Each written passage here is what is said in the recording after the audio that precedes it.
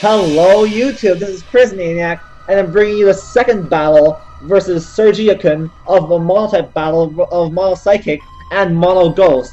If you haven't checked out the first battle, check out the first video in the annotation that I'm gonna put on right here.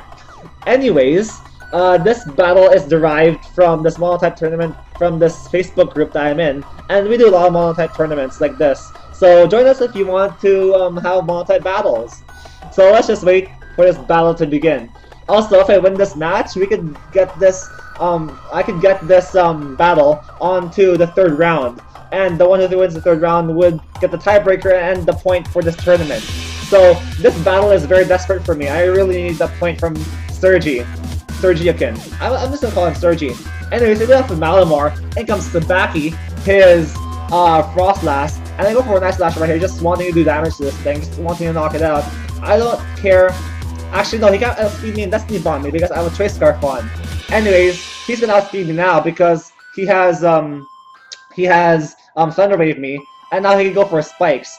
And he could have went for Destiny Bond right there, and that would have been a better play because he would have knocked my Malamar out. And now my Malamar is still living on the field at full HP, and he only has a layer of spikes up in return for his KO'd Pokemon. And now this Malamar is gonna do a bit of work to his team, and so I'm already at a pretty good start. I'm feeling pretty confident in the start of this battle.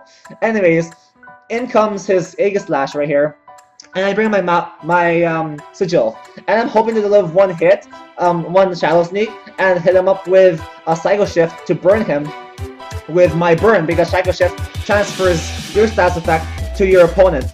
But a +2 Shadow Sneak would totally destroy me, and then right here I'm very scared of this Aegislash, because if I get paralyzed right here, and if I don't get my switcheroo off, then I'm basically done for. I'm like, he can sweep me with Shadow Sneak, basically. So right here, you go for King Shield, and I'm like, yes, you went for King Shield because switcheroo goes through King Shield, and I guess that's one of the things that makes King Shield sometimes a bit weaker than Protect. Anyways, he gets a Choice Scarf, and I got Weakness Policy, but that's great because now Aegislash will be locked on in one move.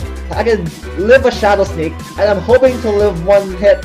I mean, I'm hoping to not be paralyzed right here, because if I get paralyzed, they can just basically OPO or really hurt my entire team. And I was lucky I didn't get paralyzed right there. Anyways, he goes to Sableye, the next big threat in this team. And right here, he goes for Taunt, expecting me to switcheroo. And I expected his Taunt, so I went for a Night Slash.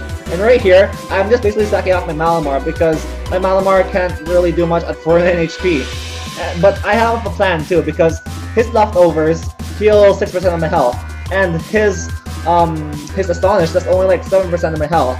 So if I could switcheroo over his leftovers to me, then I could heal up, and his Astonish won't do much to me, and I can just wear this Sableye down constantly. So after my taunt wears down, I am planning switcheroo. So I've counted it to 3 turns now, and even the game tells me that my taunts worn off. And now, as he recovers, I can switcheroo, give him a Weakness Policy, and I could have leftovers. And I'm gonna steal that thing soon, and now his Astonish won't be able to knock me out, and I can constantly wear him down, and even knock him out with a Night Slash. So my Malamar is hanging on, fighting against these Ghost types, which are supposed to annihilate my team because it's super effective, their stab move versus me. But I'm doing the opposite. I am Night Slashing his team down, and I am taking out his threats, which is his Aegislash and his Sableye. And those are the 2 biggest threats of versus my Ghost type Pokemon. And if I take out his Sableye and his Aegislash, I could pretty much have an easier time taking down his team and possibly even win. I don't know, maybe? So he recovers right here, and I just need 1 crit to take him out. And Night Slash has a pretty high chance to crit, relatively speaking. And he survives at like a little bit of health too. But as he's recovering, I am recovering with my leftovers too. So this is a pretty good deal for me. I could constantly Night Slash, and even if I don't get paralyzed, I could eventually crit him. So he switches out right there, considering and knowing that what is gonna happen. And he switches into his physical wall, which is his Cofagrigus, and my Night Slash does only like 25% to it, so I can't really do much versus this thing. And he actually withdraws, and I'm actually here just spamming a Night Slash. And then comes Beyonce, his Jellicent, and I keep Night Slashing versus his team, and that nice slash does like 60% to this Jellicent. That is great. I really needed to wear this Jellicent down because I count how much a Shadow Ball from my Reuniclus would do, or my Alakazam, it would do only like 40% to this especially defensive Jellicent, which is probably especially defensive. So right here, he has me under Parafusion again, like the last battle, and my Metagross last battle totally died to Parafusion, so I don't want my Malamar doing that just yet. And I know I can deal with his Sableye, his Jellicent, and his Cofagrigus with my Malamar, so I would want to preserve that. And this is looking great for me because two of his biggest threats are down, and I have no Pokemon that are knocked out yet, which is awesome. So I Mega Evolve my Alakazam into my Mega Alakazam, and I trace the Water Absorb so he can't use his Static against me, which is good, and that's awesome. And now I could just keep hitting him with constant Shadow Balls, and he goes for Confusory on me.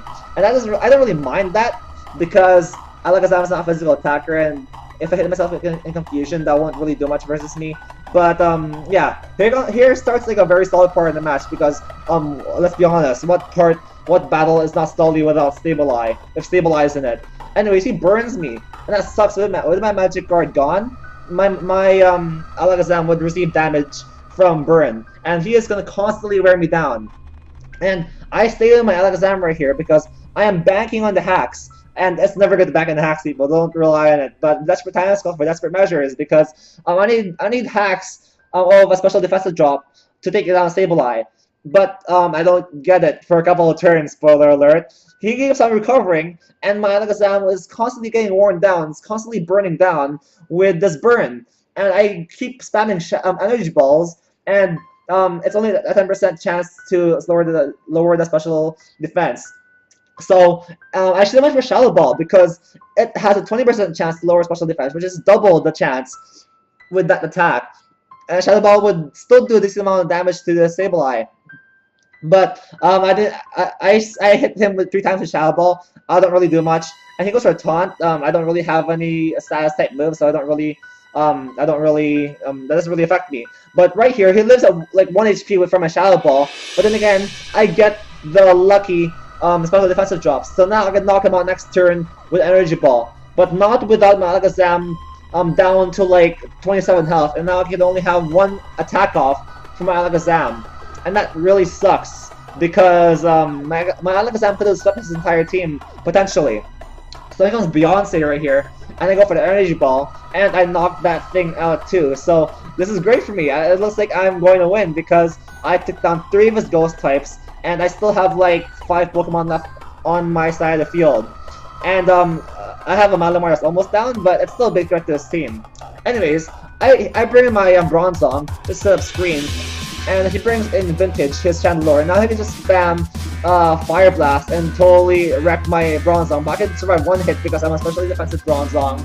I can set up my light screens, and he goes for a Shadow Ball right here, takes me out, and not without my Pokemon, my next Pokemon receiving less damage from the Chandelure. So my next Pokemon is in a good position. And that next Pokemon will be Spongerino, my second sweeper in this team. And Spongerino, you've seen him before if you've watched my earlier videos. He sets up Trick Room and then sweeps from there. So I go for a Trick Room right here, and I would obviously outspeed the Chandelure next turn and annihilate it with a Shadow Ball with Modest, max special attack, and Life Orb. And that totally annihilates the Chandelure because Chandelure doesn't have the best defensive stats. So down by Chandelure, in comes Amenhotep. There you go. And I attack with a Shadow Ball. And it survives, I think. No, it gets taken out. So Reuniclus is a total wrecking ball. I'm hitting his whole entire team like a wrecking ball, and I actually defeat Sergi with a second round of this Monotype battle. So we have a 3rd battle up versus Sergi. But spoiler alert, folks, I'm not gonna upload the 3rd battle because the 3rd battle is him boosting up with his Aegis Slash with a +4 with his Swords Dance. Then with his Weakness Policy, he gets a +6, and then he sweeps me from there with his Shadow Sneak. So that was basically a 6-0. So he basically won this Monotype series. But still, this is a very good series of battles. Like my models did much better than I expected versus a mono Ghost team, which is supposed to totally annihilate me and destroy me. Anyways, folks, I hope you enjoyed this series. I'm gonna upload more Monotype battles in the future, and join this Facebook group because we do Monotype battles. I hope you folks enjoyed this battle. Leave a like, comment, and subscribe if you did, and I'll see you folks next time. Is that a white hand on your shoulder?